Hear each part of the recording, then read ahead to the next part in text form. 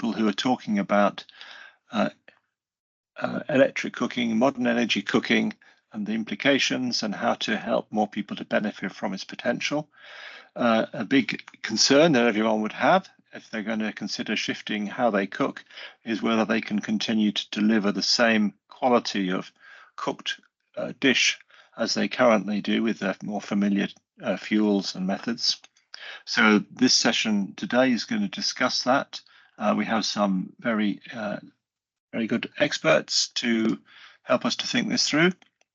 And Shital of Finovista is going to facilitate the panel discussion. I'll just say a little bit more about Modern Energy Cooking Services Programme.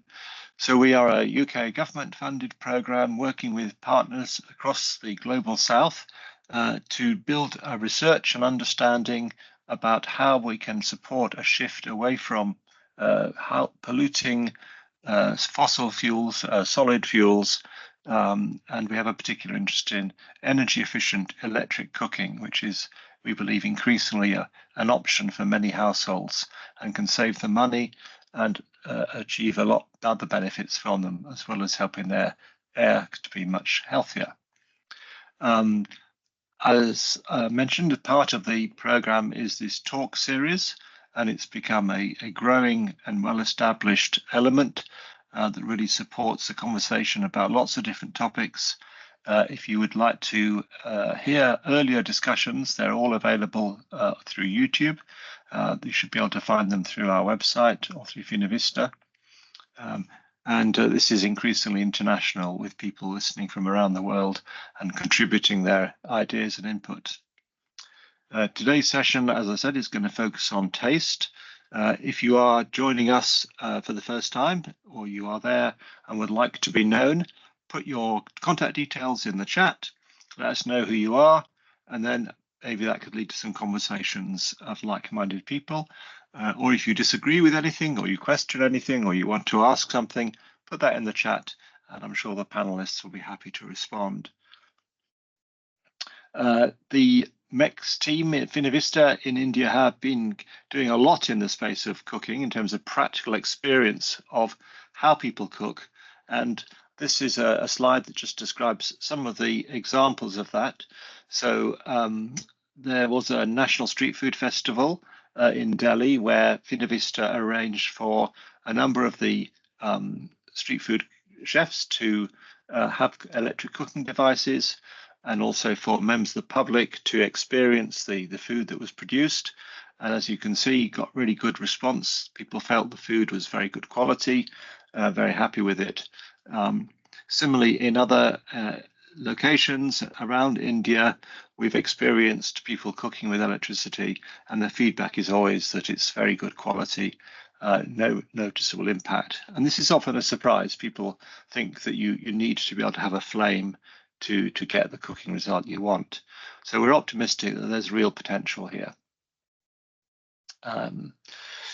Just a flag and a little bit of promotion. We are planning an event in the end of September at the India Habitat Centre in Delhi, where we're going to be bringing together everyone across the community, whether they're cooking appliance suppliers, whether they're people looking to buy appliances, whether they're NGOs, government organisations, and we hope to have some senior speakers in this post-election period. But you can register now, and we will give you more details nearer the time. So I'm going to hand over shortly. I'm going to stop sharing my screen and introduce our first panelist, who is someone I've worked with for quite a few years now. He's a great guy, Mr. Jacob Fodio Todd, who is a research associate at GAMOS, working on the MECS programme. He's had a number of roles in that capacity. He is himself a trained chef and has worked on multiple food projects in the past, including authoring the Ground Nut Cookbook, which is a food from across Africa in 2016. Within MECS, he leads our culinary strands, and in particular, he has led the work developing e-cookbooks, which is an intervention that we have now in just about every country we go into. because it's a good way of getting a grounding in the cooking culture in that country and the implications and impact for the householder if they shift to electric. He holds an MSc in Environment and International Development from the University of East Anglia. So I will hand over to Jacob and invite him to share his thoughts on this topic. Over to you, Jacob. Thanks, Nick, and thanks to the team for inviting me. I'm going to share my screen. Can everyone see it? Is that visible, full screen? Yes, it is. Great, thanks. So so my name's Jacob Fodu-Todd. I'm a researcher at MECS, Gamos, based in the UK. Like Nick says, I've worked as a chef in Paris and London. I run a food business working with chefs from a range of different backgrounds and different regional foods. And I also published a cookbook with African food and African diasporic cooking, featuring a lot of that knowledge has been used to create some of these e-cookbooks, which Nick's mentioned, and I recommend you seek those out to get a sense of the things we're doing in that space if you haven't already seen them. So I just wanted to share some of the knowledge learned about cooking with electricity and some of the taste considerations. So I guess just a few things to kind of set the scene, some of which Nick's mentioned. So it's e-cooking or electric cooking is a relatively recent cooking technology. In places with high electricity access, it was popularized sort of in the 60s and 70s. And then there's loads of opportunities, of course, now with expanding electricity access and lots of innovations in the types of appliances which are available. Gas stoves invented around the 1800s, as far as I'm aware, so been around for 200 so years. But that pales in comparison to wood and charcoal, which has been cooked on and used for millennia, and other forms of solid biomass. And one of the things that Nick mentioned, a lot of these solid biomass and traditional fuels create visible fire, and it's that fire which is then used to cook, to heat a vessel, such as the two pictures which are on screen now. So some wood being used to heat a vessel which has got oil in it, and then some LPG or gas used to heat a pan. When it comes to electricity, we're not seeing the flames. We're using the picture in the left. So the induction is usually just to heat the pan directly, and I can explain this as lots of implications as to how things change with taste. And this is a picture of someone cooking using EPC there. So cooking is complex. It's, for me, it's an art and a science, and it's very cultural. There's lots of subjectivity to different foods and to taste. Some of it's to do with ingredients, so choosing the right ingredients and the right spices and the right combination, and the time you use to deal with each one. But the cooking process is critically important, and that's something within the MECS program, and particularly within the work I've been involved with, the MECS culinary team. We've adopted an approach which seeks to make it more manageable. So to try and manage this huge complexity. So the main way we've done that is through the cooking typologies approach, which I'll explain in a minute. Excuse me. And there's many different cooking materials as well as cooking processes, of course. So different styles of pans and different materials create different outcomes. And some of these cooking processes are better suited to electricity, to electric cooking devices and appliances than others. Again, I'll get into this shortly. So some recent research we did in Nepal, this is in a commercial and institutional setting, is to use some ethnographic data and some surveys to determine what was being cooked. So there's a whole range of different cooking processes and methods used in these different settings. We've done similar sorts of things in the household, of course, as well, but this is just some of the most recent stuff. So I thought I'll present this. So you can see there's deep frying, roasting, pressure cooking, but by and large, the two most popular ones for these institutions and are very commonly used are frying and boiling or steaming. And this has massive implications. Why is it important? Because it has massive implications on taste and taste profiles. It has huge influence on how things come out. So I'll talk about those top two, which it varies where you go, so it's not conclusive. But I think these are useful two useful points to illustrate some of the impacts on taste. So frying, there's a few different derivatives of frying, different styles of frying. There's shallow frying, which is cooking food in oil. So in that picture, it's a bit small perhaps, but that's some guinea fowl being cooked on a pan. You can see that it's just one surface which is in contact with the pan really, and there's a little bit of oil that's being used to cook it. The stir frying, which is a far larger, higher heat, and you it cooked far more quickly often. And it's things like deep frying, so it's a large quantity of oil, sort of like boiling in oil, but the oil gets hotter than the water can, so it starts around 160 to 180 plus degrees, and that has this great impact where it can make the outside crispy, whereas the inside remains moist and soft. So something like a donut, or beignet, which is being cooked there in the bottom right. So how does that impact taste? Well, frying develops flavor often. So you're cooking in oil firstly or in fats. That gives it a richer flavor. So adding the flavor of the fat or the oil you use, and it has this impact because creates this Maillard reaction, which I'm not a food scientist, so this is learned, but I've seen it in practice in working in kitchens and so forth. So this is a collaborative process between proteins and carbohydrates under the influence of high heat, which leads to the production of all these different flavor compounds, which give food its great taste, and also can change the color of food to create that browning. So you can see the donuts are starting to brown. They're clearly uncooked there, but then they will brown. There's things like caramelization as well, which is with sugar, high content sugars. You start to get a caramel flavor or sweet and nutty flavor. There's also burning and charring, which is also depending on where you live and what you like to eat, is also an attractive thing to have. So something like a bread with slight char or slight char on certain vegetables is increasingly has always been an attractive kind of flavor profile, a little bitterness. There's boiling. I think boiling is a particularly important cooking process because a lot of staple foods are cooked using boilings or using boiling or derivatives of boiling. So a lot of the staples are often eaten multiple times a day on lots of different menus. So you might have, rice and potatoes, wheat, breads, and a lot of the staples are cooked using boiling. So things like rice, potatoes, pasta, and noodles. And boiling is simply getting water to 100 degrees and then cooking ingredients within it. And the water can only get to 100 degrees or so. So you can get to 100 degrees at sea level, and will cook in a certain way. You can also use it for beans, legumes, dals, soups, stews. And that impact that has on taste largely is it cooks it quite evenly. So it's a multi-directional heat, so it's contained with water. So the heat's coming from all different directions. It can't get above 100 degrees unless it's touching the bottom of the pan, because at that point water turns into steam.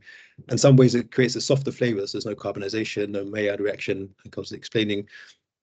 And in some places the flavor might go, so some of the liquid might go into the water, and if you don't use the water, then you get rid of some of the nutrients. But in other ways, it can preserve nutrients because you're not getting to quite such a high temperature, and you're treating it less aggressively. So something like a rice cooker, when it comes to eCooking and different cooking processes, something like a rice cooker is an extremely popular appliance that has taken over a huge portion of lots of people's diets in places where rice is a staple. So East Asia, South Asia, other regions of the world, it's an enormously popular appliance and has evolved from sort of a very conventional tool, which was perhaps used using clay pots and biomass or LPG or other forms of gas, but now is evolved to be extraordinarily advanced. So there's simple mechanical ones where you use electricity. It's now using AI and all sorts of different variables. And it means they're very simple to use, very convenient, and they're time and energy efficient. As evidenced by its popularity, it creates great results with seemingly marginal differences. A marginal difference between how you might traditionally have cooked it and how it's been adopted. So something like a rice cooker is, I think, a great example of a success story in the electric cooking world. This is very specific kind of. This is just a portion of the menu. So yeah, just to conclude, because I'm realize I'm running out of time, and then really good to, I'm looking forward to hearing the exchange and seeing what other panelists and the audience have to contribute, because this is a very, like I said, complex and interesting area. So there's lots of different ways of cooking, and like I said, some have more advantages than others. eCooking, the rice cooker being a great example. And although behavioural change might be required at certain times, people are accustomed to adjusting with the way things are made, adopting or embracing new ingredients and different ways of doing things. So that's something I've come across throughout what the MECS program is. It's fascinating to see how people have evolved from using different fuels and different appliances, even prior to electric cooking. So in certain countries, if you move from a rural area to an urban area, you might just have a natural change and start cooking with these different fuels and appliances. So I think as much as food traditions are very fixed in many ways, and there's lots of conservatism when it comes to cooking, there's also lots of incremental, small and large change. And often the taste is marginal. I think I hope we can talk more about kind of actual, some more the taste profiles and the way things are cooked. But the other considerations beyond the taste. So taste is not you can't isolate taste in the way you might consider it, because people smell creates smell is part of the reaction to it. You might be sight, so if you see a flame, you might have a certain reaction to it. So there's lots of other things which impact the taste, but from our research and our findings, people have embraced e-cooking appliances, and the taste different has been deemed to be fairly marginal. And often they're surprised by how much you can cook using electric cooking appliances, and how you can really cook the food that you previously used to cook in new electric cooking appliances. There's difficulties, obviously, something like a barbecue cooking or cooking directly over fire. So if you want to char an aubergine or get that flame onto some ingredients, very difficult to replicate without fire. But for a huge proportion of cooking, so things like boiling, like I've explained, there's not only is it possible, there's lots of serious advantages from cooking with e-cooking. So the rice cooker, again, a good example, an electric pressure cooker, where you have thermostats and timers, other forms of automation, which make it convenient and efficient. And you don't have, seemingly from our research and from what people have told us and what Nick mentioned, there's very little difference in taste, or none at all. There's great opportunities. Again, with frying, slightly more complex perhaps than boiling, because different temperature ranges and different ways of doing things, different pans and pots and so forth. Like I explained, there's things like induction stoves. So some of the latest generation induction stoves are fantastically fast at getting to really high heats and heating cooking pots and pans in fantastic ways, which is replicable to how people are accustomed to cooking, perhaps on LPG or on other fuels. APCs, hot plates have had challenges, and I've worked with hot plates a fair bit, and they do have their challenges. But things like infrared and these other newer technologies, and it is very much an evolving field. There's always new technology coming to the market and ways of different ways of cooking. So yeah, it'd be interesting to hear what others' experiences are, and have some questions and challenges to some of the ways that cooking has come about. I haven't mentioned roasting and deep fat frying and baking, grilling. There's lots of inroads in these areas with e-cooking appliances as well. So electric ovens and deep frying. If you have a dedicated deep fat fryer, the heating element can be in the oil, whereas if you cook with LPG, often you're just heating a vessel. You have to heat the vessel because you can't have fire and hot oil together. So I think I'll stop there. I guess there's just one more slide which might be interesting to show something we've developed for other work, which is just to show the variety of different appliances and all these different techniques which you can apply in these different appliances. So things like EPC, air fryer, which is being popularized a lot in my social circle at the moment. People are talking about air fryers a lot. And yes, but so I think there's lots of opportunities. There are, of course, some challenges.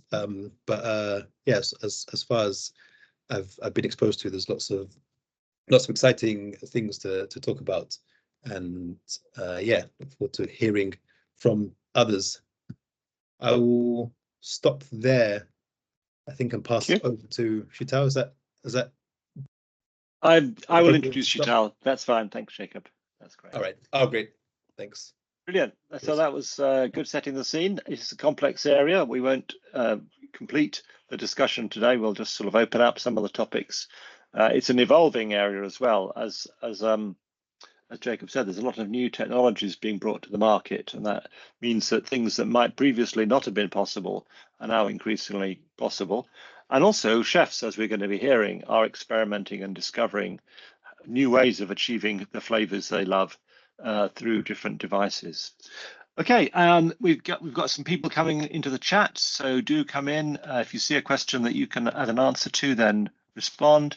Let us know who you are. But I'm now going to hand over to Sheetal, who is the co-founder of Finovista and has become a good friend as we worked together over the years. Sheetal holds over 15 years of experience in developing strategy and execution roadmaps for new business initiatives. She has a diverse background of working with leading firms in banking, finance, manufacturing, and specialty retail. At Finovista, Sheetal has been leading strategy and program execution and has led the execution of multiple innovation, support, and entrepreneurship development programs on a range of different themes. And under the MECS program in India, Sheetal has been instrumental in leading the execution of various initiatives, such as the talk series and the Modern Energy Cooking Forum, and is a key person in helping us to set up the Women in Modern Energy Cooking community. So I'm going to hand over to Sheetal, who will manage the rest of the session. Thank you, Sheetal. Thank you, Nick. Thanks for the introduction, and thanks, Jacob, for setting the scene so well today and explaining us about the outcomes and different processes in e-cooking. And I could particularly pick up on something that you mentioned, which is cooking is very complex. And of course, we all know that the outcome is dependent on multiple variables. And when I talk about a country like India, where the taste is at the heart of all the cooking practices, and we have such a diverse culinary tradition that when we move from one region to another, the ingredients, cooking practices, the cuisines, everything changes. So it becomes all the more complex. And while working with you on the India eCookbook, it was a great experience, and we had our own set of learnings with respect to the outcomes that could achieved on e-cooking various dishes, and we could clearly see that how steam cooked food, pressure cooked foods, and heavy foods had a great outcome. And because of the even heating, we could achieve the kind of taste which was like perfectly simmered. But we also understand that there are challenges with processes like roasting. In India, we have a lot of dishes which are tandoor based, and like you mentioned, the smoky flavor that you achieve by cooking with wood and charcoal, of course, is something which misses on in e-cooking. Uh, but I would like to hear from a panel of experts that we have today. And, it's very interesting that today we have people from, the hospitality fraternity. So I would like to call upon Ms. Tanya Joshi, our first panelist today for the panel discussion, who's from the Indian Federation of Culinary Association. And she's people know her by Chef TJ, and she belongs to Uttarakhand and has been born and brought up in Delhi. Has won the title of the most promising chef 2020 at IHM Pusa, and she started her career in 2020 with a great mentorship of Chef Sabi Kurai, and currently she's an integral part of the core team and leading various projects of repute like JW Marriott, Taj Hotels, etc. And she's majoring in Indian regional food, uh, and she's also won the top 5 in the National Italian Flour competition and recently won Red Gold Tomato competition. And she's been featured on TV through a show called Chef versus Fridge, where she was among the top four chefs. So, Tanya, welcome to the Talk series. And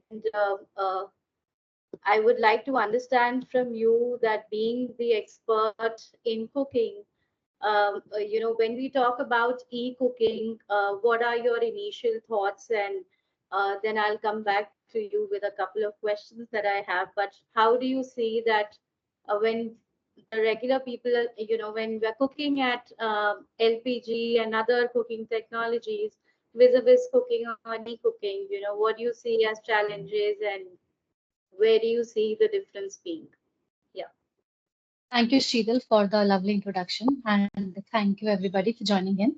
I have been thinking about the e-cooking and how I relate to cooking on electric. I have a beautiful story. So 10 years back, we got an induction gift from somebody in our home, and my grandmother was very excited to see what is this. And when we told her you can cook food on this, she was amused. But how can you not light a fire and just by switching on one plug point you can actually cook? So and 1 year later, that became her favorite cooking instrument. And till now, my family cannot do. They can do without a stove, but they cannot do without induction. She has to make her daily tea 5 times a day on that induction, and she is now 75 plus. So I think that story itself tells you a lot. She is so, as you said, that I'm from Uttarakhand, so she has a background of burning charcoal wood and coal and cooking food on that. So from there to using induction to make her daily tea, it's a behavioral change which is required in the people more than anything else. Today, we use almost all the equipments which are electric to cater to all our big events. Even there have been times we have cooked for 500, 600 people at a go, and we haven't used flame for various reasons. The reasons could be a lot in those situations, but what I can say from my professional point of view is that taste is there if your behavioral change and your attitude is right. It is not a matter of that we will get the taste or not. Like you were discussing about tandoor. So initially tandoor used to be wood and charcoal, and then in Delhi now we cannot use wood and charcoal tandoor in any of our restaurants. So it has to be gas fired or from LPG. And till date, you find it difficult for the cooks, the local cooks who are working in kitchens, to adapt to using LPG because they still are stuck to using wood tandoor. They think that the food won't be great. But today, whatever food you eat in any restaurant in New Delhi, they're all coming from gas-fired tandoor, including Bukhara, ITC Bukhara, including a restaurant as high graded as that. So it's a complete behavioral change. And when we talk about electric appliances, they're absolutely our favorite because the amount of convenience you get is amazing. You can have a rice cooker, you can put everything together, you can switch it on and you forget it. You can get your sleep also, and it will automatically get switched off or it'll go on to the warm setting and your food won't be burned. Which means with the modifications and with more electric equipments coming in the scene, we are also adding more technology for our own ease, which every year we're seeing are getting better and better. And India, being in India, most of our food is coming in one pot.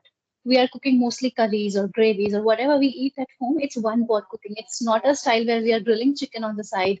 We're having a sauce. We're having vegetables. This is not our food, right? That's a little different. So our kind of cuisine can beautifully be converted to electric cookers, inductions.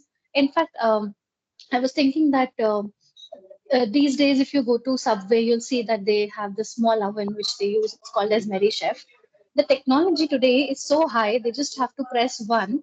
And if you order for some XYZ dish from their menu, the one will be automatically adjusted to that. So that setting is already done. It's inserted to that oven through a pen drive.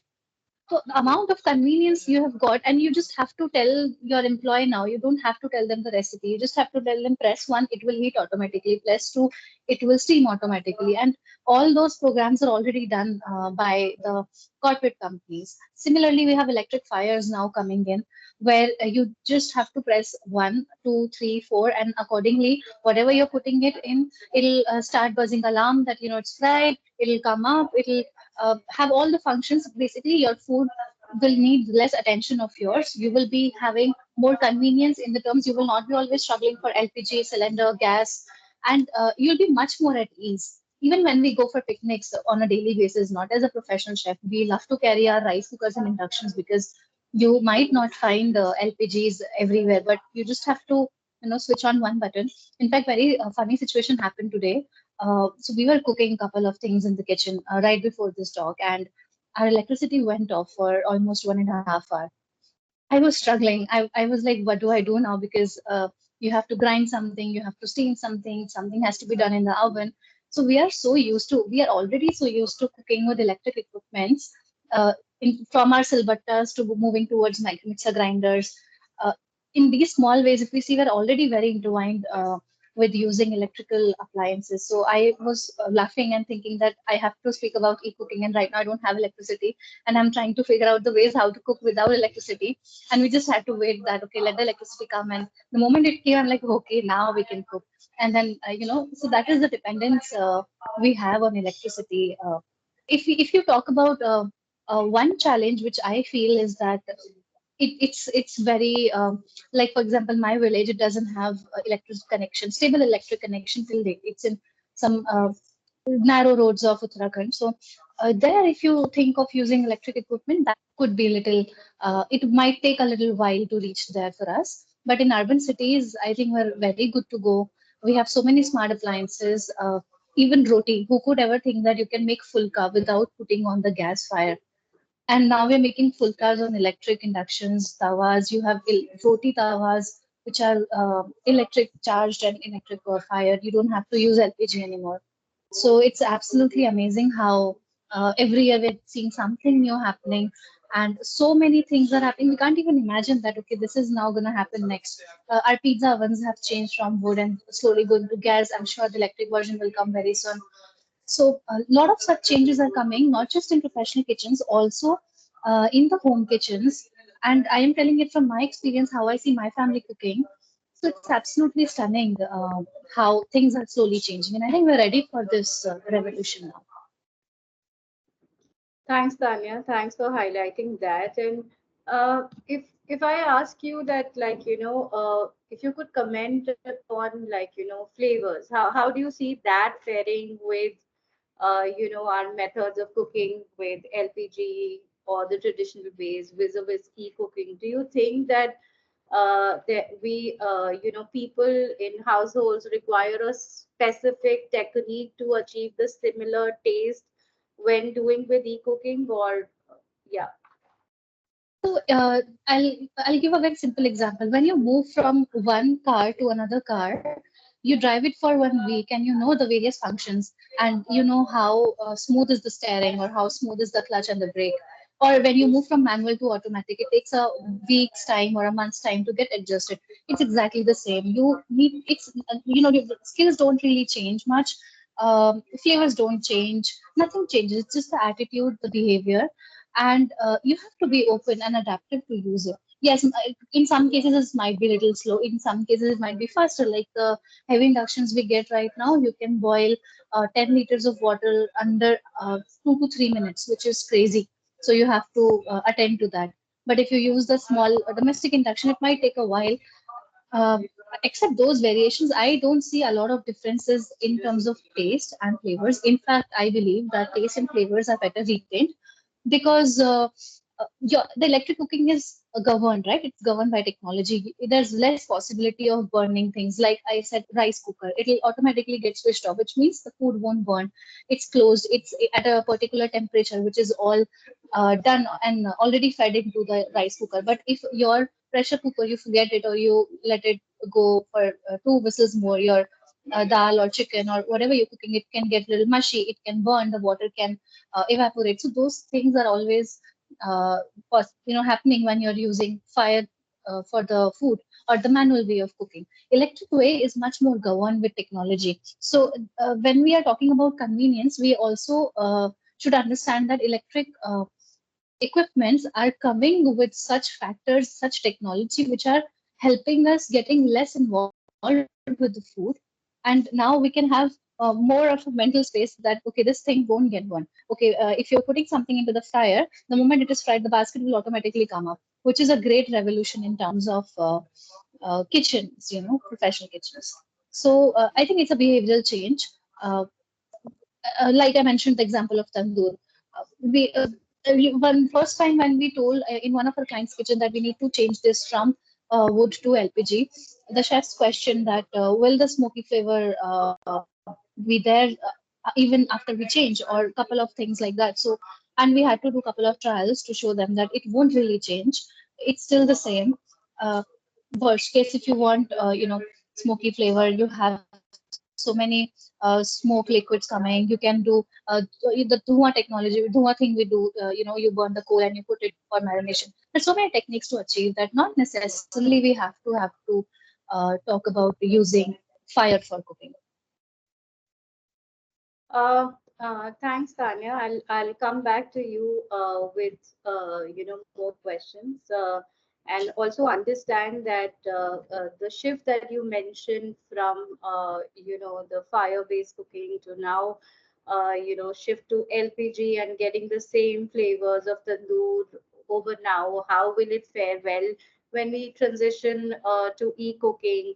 And the other aspects that people say that and even Jacob also mentioned that in his conversation, that when we are frying, though we see a lot of temperature controls which are there on induction, but how's the outcome? So I'll leave you with that thought, and I'll go to our next panelist, and I'll come back to you on that very soon.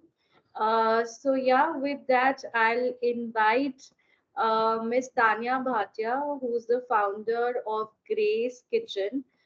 She's a food content creator and a cooking instructor. Tanya, I loved your Instagram page, and it's amazing.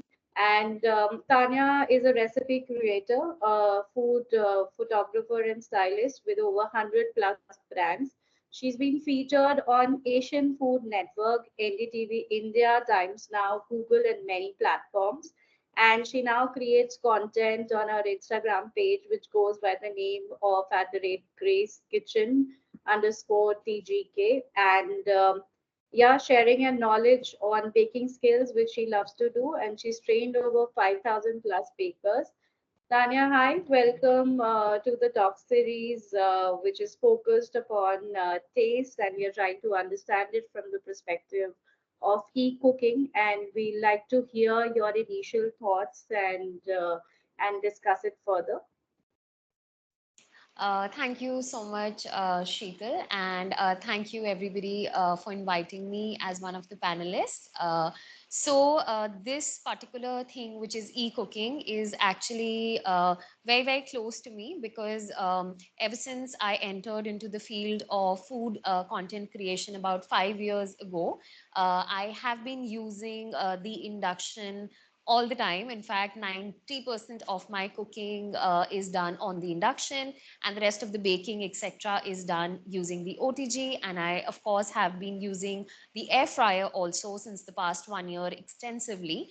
Coming from my own personal experience, like Chef Tanya shared her experience about how her grandmother, was introduced to the induction and how easily she adopted. I actually have a little different story to share. So I've been using the induction, like I said, and the major reason behind switching from the traditional gas stove to the induction was the flexibility and the portability of the induction, because as a content creator, I'm not always, shooting or making or cooking food in the kitchen. I sometimes like to shoot outdoors. Sometimes I'm shooting in my bedroom where the light is better. So of course, the food that I'm creating is not always in the kitchen. So the most important reason why I switched over or bought an induction stove was the portability factor, and it has been serving me really well. But in spite of that, since my mother has been using the traditional gas stove, so even after 2 through 3 years of using the induction, she also had an induction which she got as a gift from someone, but she never used it. And she had just kept it tucked in a corner of the kitchen. But since we know that in India, a lot of cities now have the green gas supply. So that is what she has been using for a while. And she was really happy with everything until one day the supply was cut off for the entire day. And there was no supply from the government end, and she had to obviously cook food for my family. So she was really stuck up, and by chance I was there at home. So she told me that she has an induction and she wanted to use it, but she was quite skeptical about how to go about with it. Is the cooking easy, or like it's too technical to understand? And that's why I told her that it's actually exactly the same way you do it on the gas stove. And I made her try one dish on the induction, and ever since that, she's like that it's been such a breakthrough for her as a homemaker. She's like, she's not a professional cook, but just a homemaker who cooks food for her family every day. But the cut off the supply from the government, the green gas, she was always stuck up what to do, and she had to probably order food from outside. But with the introduction of induction into her kitchen, she now doesn't really have to order food from outside, and the ease with which she can now easily cook on the induction. And sometimes when there are guests over and you don't really want to heat up or put on the stove, and you just want to make sure that the food is served hot. So again, she likes to use the hot plate or the induction to keep the food warm. So that is again a great benefit of using the induction. Now coming to the second part where we talk about the taste profile. So there are few things which using the induction I have realized which have really helped me in achieving 100% same taste profile of all types of foods when I'm working on the induction. First of all is making sure that if I'm making, for example, a curry or anything for that matter, all the ingredients need to be at room temperature. So I think that's something that we like to stick to even when we are cooking on the gas stove, but it's even more important when you're working with the induction. So for example, if you're making a curry and you want to add water to it, you need to make sure that the water is at room temperature. Or if your curry is already cooked and you're adding water at a later stage, then preferably hot water, which you can just warm up in a kettle, and you can probably add that. So all of these small things really ensure that the flavors are retained and the cooking is more even. Similarly, another important point is preheating my vessels. So I had seen earlier when I started using the induction, especially during stir frying or frying, I was not able to achieve the same result. Either I was overcooking, or while frying the oil was not properly heated up. And how I was able to achieve a breakthrough in that was by preheating my utensils. So every time I'm cooking on the induction, I like to put my utensil on it empty for at least a minute, and once it's nicely heated up, that's when I like to add in the oil. And for example, if I'm sorting some vegetables, that's when I add it. And as soon as I add the first few ingredients, I also like to reduce the temperature. So that heat management of going from high to preheat your vessel and then coming to a low where you evenly cook your ingredients has really helped me in achieving very good flavor profile and keeping the nutrients intact as well. So that's another point. And apart from that, of course, stirring frequently, making sure that you're more attentive. These are things that you obviously have to make sure while you're cooking. And these things have really helped me. The only issue which I felt in the beginning, of course, now I don't face it because I already have utensils which work perfectly fine with the induction, was when I started off in our traditional Indian kitchens, we have a lot of different utensils. We have a kadhai, we have a pan, and not all of those pans or kadhais are, flat bottomed. So I definitely needed to invest in the beginning of my usage of the induction in flat bottomed utensils. But that's just the initial investment that we need to do. And once that is done, then you can absolutely, cook anything and everything in those vessels. So I probably just have like 2 flat bottom pans, and I cook from curries to pastas to frying and everything in those pans. So yeah, that's the brief about my experience with e-cooking and using the induction. Thanks, Tanya. This has been a very interesting discussion, and I think uh, we've heard about automation when we talk about e-cooking in this discussion. We heard about that it's a practice, and it comes, with a little bit of time, energy being spent on it. And once that's sorted, it's easy to get on to the flavors, etc. And we heard about how induction, from just being like a thing of gift and being kept aside, when bought in practice, has proven to be a great addition to the kitchen. With this, Jacob, I'd like to bring you in and request you to share your experience with we've heard from Chef Tanya and Tanya Bhatia a lot about induction and the overall experience in their kitchen.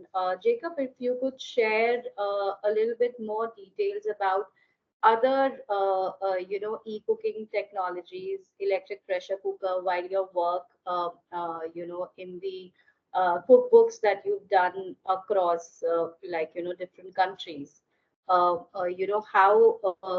do you think that there's a flavor balancing which, can be done?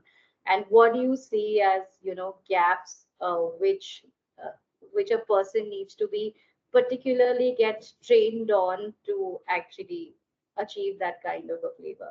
Yeah.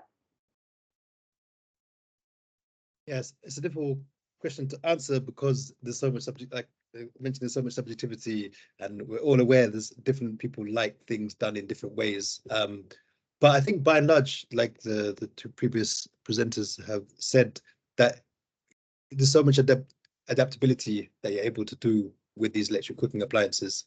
And you're able to use things like even these new things that have come about, like air fryers. They're really good for certain processes and getting crispiness, and induction stoves are very good for certain processes. So I think by and large there's so many opportunities, and even with the current stock of electric cooking appliances which exist, I think there's enormous opportunities. There are for sure probably specific areas whereby they can be improved, or the certain specific processes which need new appliances. But yeah, I think by and large they've been pretty well embraced once people start using them, like we've heard. I guess in terms of, there's also I guess one thing that resonates with me, or is kind of come to mind, is sometimes you do things but you don't know why you do them. I'm as guilty as this as anyone else. I just do something. I've been taught in a certain way to do it, and you associate. So say smokiness is a good example, I think, and I'll use an anecdote to describe it. So smokiness, so jollof rice, which is a West African common in Nigeria, a rice which is cooked in tomatoes and peppers and so forth, a red rice. There's a specific version called party jollof, which has got a very smoky flavor that's often used because people serve it as at parties. So I work with a Cameroonian chef and a Nigerian chef. So traditionally, this might be cooked on charcoal or wood. And so you think the smokiness has gone into the pot. And I realized when I was working with them, and they were saying they're actually creating smokiness within the pot. So we were working in an electric kitchen at that point, so using hot plates and induction. And there's actually a process of burning. There's oil added, and then the tomato paste was burnt. So this carbonization was created inside the pot. So whereas previously I'd assumed, and I think a lot of people assume, that the smoke is going inside the pot, there's actually the burning is happening within the pot, and then you're layering it on, adding maybe the sauce and adding the rice and so forth, then cooking it, but it still had that magical smoky flavor. So I think sometimes you just associate our smokiness must come from the fire of the smoke, but there's lots of ways. Of course, this varies from person to person in which you can create these things and it's not even a way you assumed it was created. So yeah, I think things like that are to getting to the bottom of it. Of course, it's like I keep saying it's so complex, but these sorts of things, teasing them out is only going to be possible through more research and more experimentation, and as people start to share more stories of their experiences with electric cooking appliances. Yes, of course.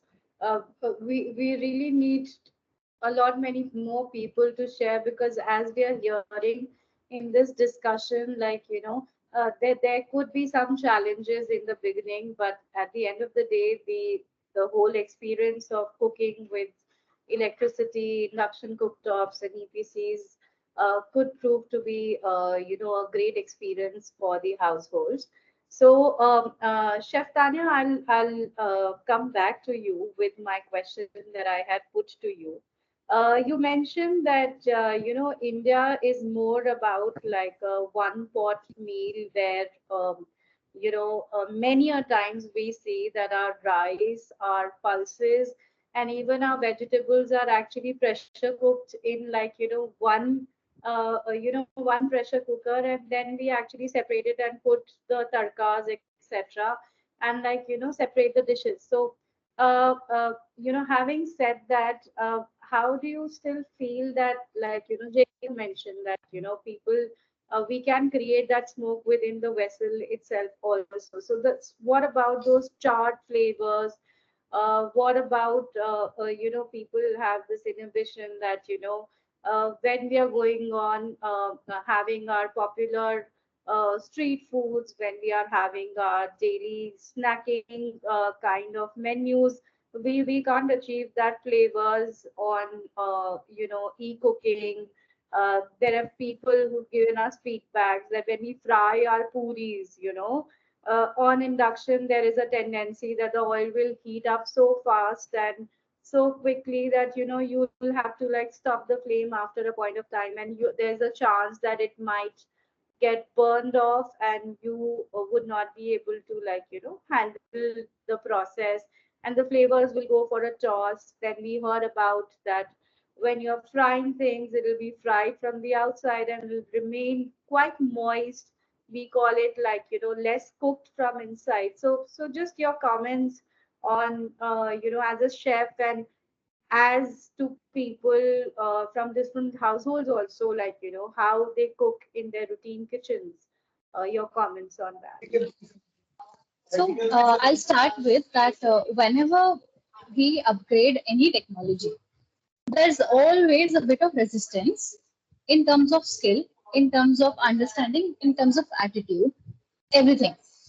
So, for example, when from our experiences, let's say, these days we have these combi ovens in kitchens. So, combi oven is one where you have all the technologies. You can steam rice, you can cook your dal makhani in combi ovens, you can steam potatoes, you can make biryanis, you can roast chicken, you can grill chicken, you can make pastas. Almost everything is possible. From momos to idli, almost everything is possible in those combi ovens. So, when we install such an equipment in any kitchen, we chefs ourselves, we undergo a training process where the people from the brand or organization, they come in and they tell us how to operate this machine, and they also show us how to make a couple of basic products, one fried thing, one steamed thing, one rice, one dal. So we ourselves have to go through those kind of trainings whenever we are switching up any model or bringing in more technology. So we cannot expect that anybody in the customer market will be able to switch without any training or without enough education or awareness of the particular. So when you say that, let's say, let's change the gas stove and let's bring in induction. In my experience, I haven't faced any problems in frying anything. And it might be because of the profession I am in.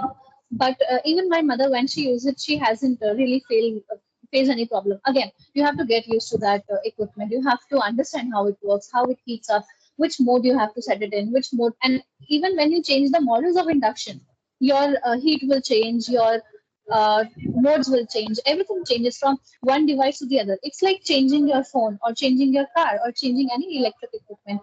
Even when we change our laptops from one laptop to the other, couple of interface changes. So it always takes a while to get used to it. It takes an effort to understand how this product is working, what more can you do with that product. coming back to your question of asking that how one pot cooking and how one pot cooking, if it is feasible, then it can be also explore the ideas of doing various snacks. Mr. Jacob, I remember he mentioned on his presentation that we have air fryers right now. They're absolutely amazing. I have myself used it. I have it in my home. And the only two equipments which I have in my kitchen, home kitchen from last 3 years is one electric kettle and one induction. And that's all I use to cook. So electric kettle is for my water and induction is and I can absolutely do whatever I like, from pastas to making momos to steaming, almost everything I can do with that. So it takes a bit of practice and understanding. Even when you're talking about snacks, I don't think it's impossible. It is definitely possible. See, we are just changing how the vessel is getting heated. We are not changing the vessel. Even kadhais today have induction base. In fact, Asian ranges used to be one thing where we used to think, how would we make this induction friendly? Today we have inductions for that also. Now you can toss your wok over an induction which is made specially for Asian woks. So I mean to say that there's nothing which is left from the electric industry. They've given us all the modes. Now it is up to us how we want to explore it, and it's a great revolution. We just have again. We're just changing how the pot is getting heated. We are not changing anything else. We're not changing the ingredients. We're not changing the pot. We're not changing the person who is cooking. So. But yes, when you change the heat, of course, it's the form of cooking, how your food is getting cooked. You have to take a while to understand that equipment and work with it for 1 week, or it will differ in everybody's case.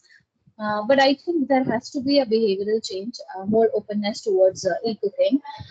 It's even more accurate in terms of nutrition also. We don't tend to overcook when we're using electric uh, equipments, not all equipments, but couple of them, yes.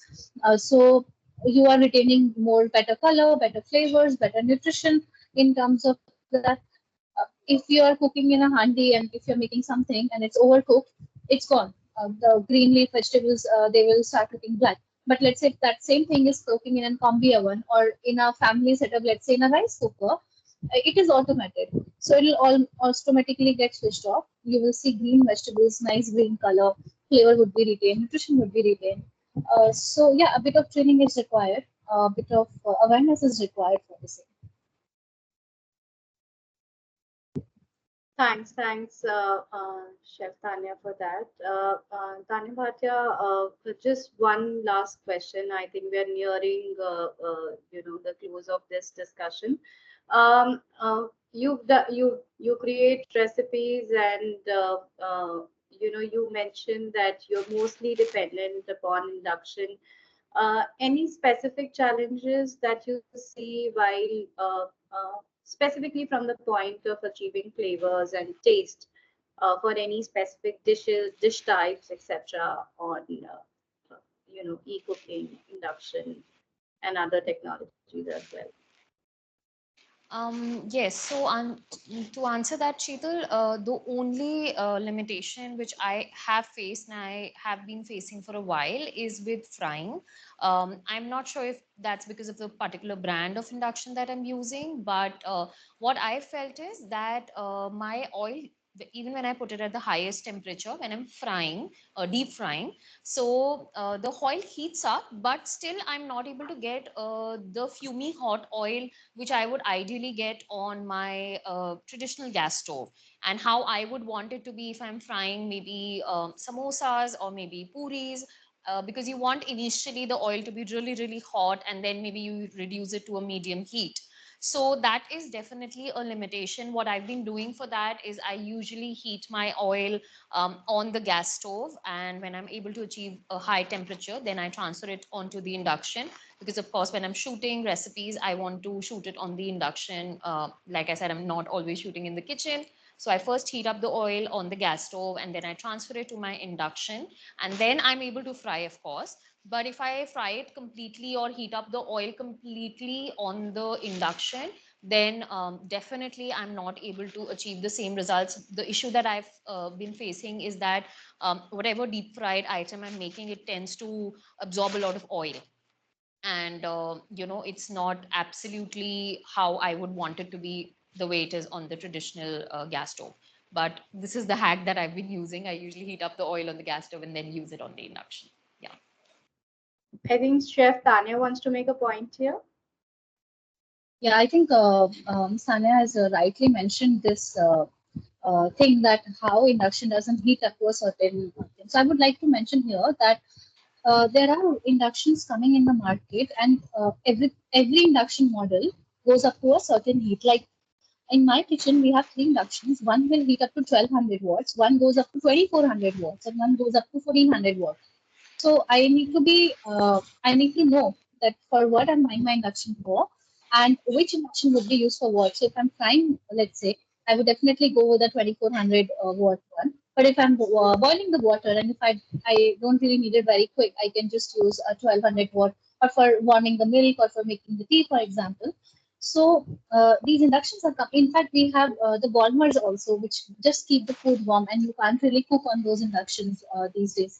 So this awareness has to be brought in by the brands, or people who are selling inductions or any electrical equipment, because nobody would know this until you actually have 5 inductions kept in a row and you're seeing the difference Correct. in Yeah. between them.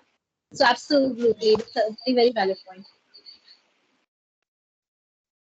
Thank you so much. I can see a lot of information which is being exchanged on the chat, but it's mostly with respect to introductions. So please do that. The whole idea of Talk Series is to, leverage this platform, for enabling the transition and penetration of e-cooking.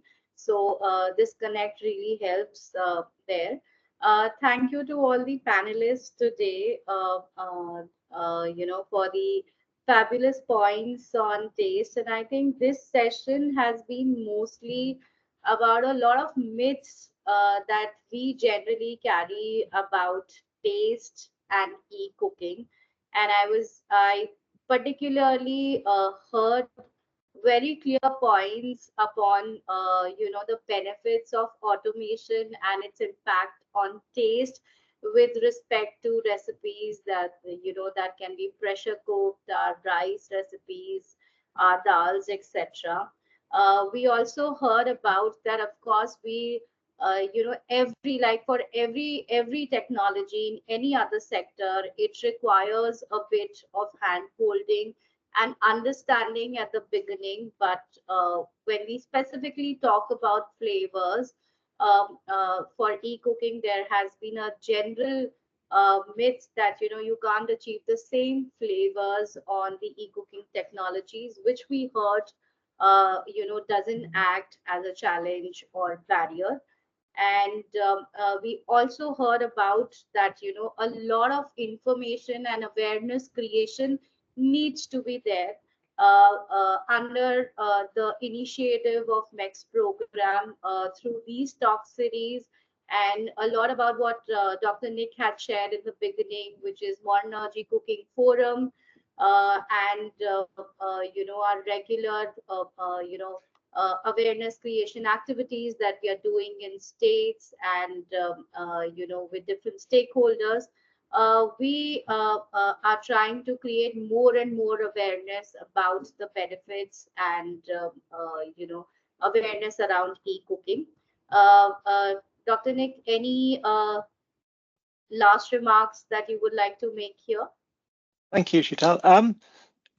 I mainly actually want to express thanks from Jacob, because I know his computer, he's texted me to say his computer's frozen, so he can't give his own thanks, but he's appreciated the discussion and found it really interesting. No, I'm really grateful, and I think thanks to Tanya and Tanya, it's been really great to hear their voices and to hear their enthusiasm and their own experiences. I suspect we all have stories of people who have gone from being absolutely anti to being completely converted. And often it comes from a certain experience that they have that surprised them. So I think that they're good to promote. But yeah, I think then we should be doing more sharing of tips and skills and helping everyone to go on this journey themselves. Thank you. Thank you everyone for joining us, and we've already shared the details of the the upcoming Modern Energy Cooking Forum. Do register for that. And yeah, thank you so much for joining us today. Thanks. Thank you. Thank you so Bye. much. Bye. Bye, everyone. Thank you so much. Bye-bye. Bye. Thank you. Bye. Thank you all.